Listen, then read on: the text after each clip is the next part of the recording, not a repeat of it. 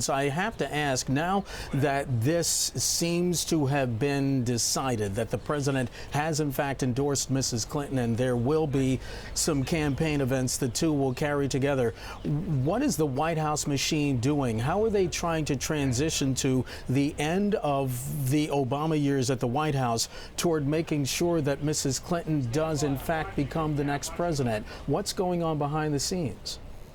One thing we will see is the travel. The optics of it will be important, and the sort of message of continuity, the idea that Hillary Clinton is poised to carry out the aspects of his administration that have been successful and that have brought the nation out of that 2008 financial crisis and into a recovery. Now, that's a delicate message. It may adjust a little bit in places like Ohio and Pennsylvania. I think you'll certainly see that. But in the summer to come, the president will have to balance two imperatives. One is his legacy, what he wants to focus on. The second is how that legacy can help continue a Democratic president into the White House so that his legacy has a better chance of surviving.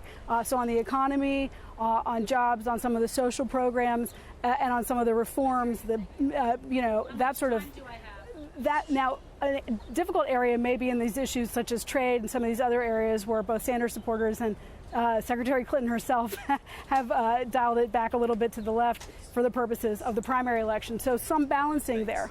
Margaret, I have to ask, as we all know in the media after covering this story for the past year and a half, because as you know, the campaign season usually starts the day after someone is sworn in as president of the United States. But this has been an interminable campaign season. That having been said, at the beginning, Donald Trump's candidacy was laughed at. It was mocked. Is the White House scared now?